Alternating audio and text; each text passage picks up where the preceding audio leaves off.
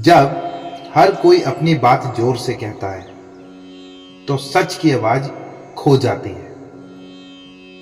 घर में जब हर कोई बोले कि मैं सही हूं, मुझे समझो, मेरे साथ अन्याय हुआ है, तो आवाजें बहुत हो जाती है, मगर सच की आवाज दब जाती है। हमने पिछले वीडियो में देखा कि हर कोई, चाहे वो दुर्योधन के योद्धाओं हो, चाहे पांडवों की तरफ से हो, हर कोई अपने अपने शंख बजाकर उद्घोष करता है युद्ध की कि मैं आपके साथ हूं। तो आज के श्लोक 16 से 20 तक हम इसी बहुरूपी सच को समझेंगे, जहां हर कोई अपने तरीके से शंख बजा रहा है, पर सबके इरादे अलग हैं। तो श्लोक 16 का क्या अर्थ है? श्लोक 16 का अर्थ है, युधिष्ठिर ने अनंत विजय नाम का शंख बजाया। उनके छोटे भाई नकुल और सहदेव ने युधिष्ठिर के साथ सुघोष और मणिपुष्पक नाम के शंख बजाए। एक परिवार में बड़ा भाई और उसके दो छोटे भाई जो उस पर विश्वास करते हैं। घर में सबसे बड़ा बेटा जो अक्सर जिम्मेदारी उठाता है, चुपचाप सब सहता है, मगर एक दिन कहता है, अब और नहीं, मैं ये घर टूटने नहीं दूंगा। लेकिन उसके जिम्मेदारियों का एहसास उनके छोटे भाइयों को भी होता है। उसके पीछे उसके दो छोटे भाई भी खड़े हो जाते हैं। उनका शंख क्या है? उनका शंख उनका विश्वास और उनकी एकता है। क्या सीख मिलती है? कि जब परिवार में कोई सबसे बड़ा सदस्य सच्चाई से खड़ा हो जाए ना, तो बाकी रिश्ते भी साथ आ जाते हैं। शांति के लिए नहीं, न्याय के लिए। श्लोक 17 का अर्थ है, फिर और भी योद्धा जैसे काशीराज, शिखंडी, दृष्टद्युम्न, विराट और सात्यकी, सबने भी अपने अपने शंख बजा दिए। जब घर में लड़ाई हो रही हो तो पड़ोसी, रिश्तेदार, ऑफिस वाले सब आ जाते हैं अपनी अपनी राय लेकर। कोई कहता है मां को गलती माननी चाहिए थी, कोई कहता है बेटे को अलग हो जाना चाहिए था। हर कोई अपने शंख के साथ हाजिर रहता है। आपने भी देखा होगा।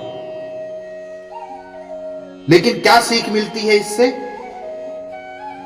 जब घर के मसले बाहर के लोग तय करने लगे तो समस्या और उलझ जाती है।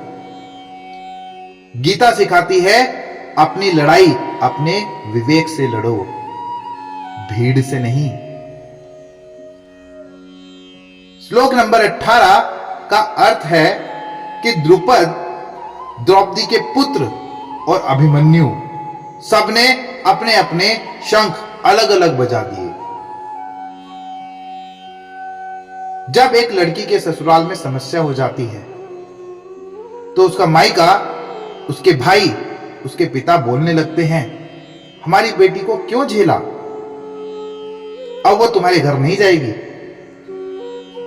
और बच्चे भी सुनते हैं, बिना समझे बोल पड़ते हैं, मां सही है, पापा गलत। क्या सीख मिलती है इससे?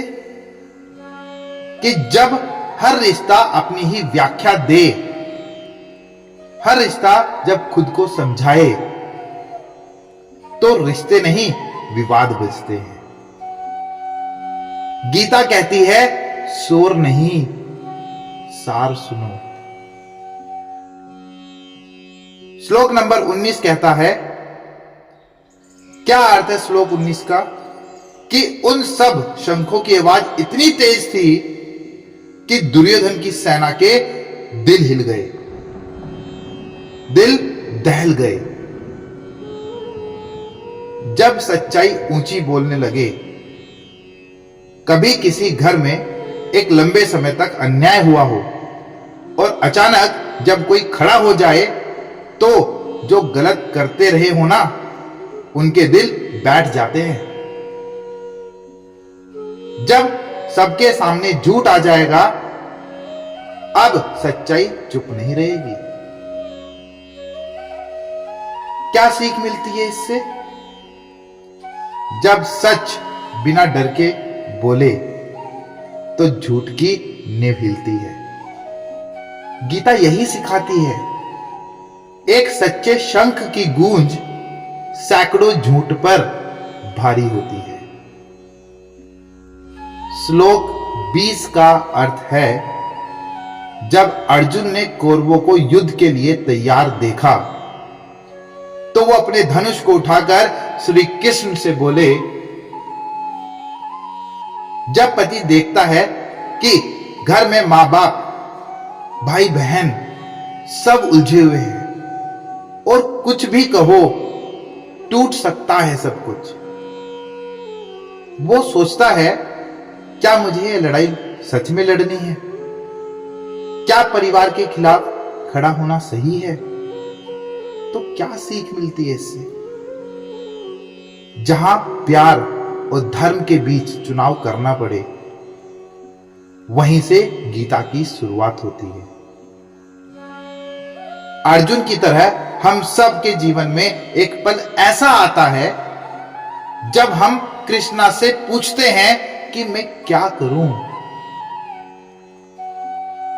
हर घर में कभी ना कभी ऐसा मोड़ आता है जहां हर किसी की अपनी आवाज होती है, पर कोई अपना सच बोलता है। मगर उस भीड़ में अगर कोई अर्जुन पूछता है, क्या यह सचमुच मेरा धर्म है? तो वहां श्री कृष्ण उतरते हैं। अगर आपके घर में भी कभी ऐसा मोड़ आया जहां हर रिश्ता अलग बोल रहा था, तो कमेंट में लिखिए, मैं अपने घर का अर्जुन हूं। धन्यवाद।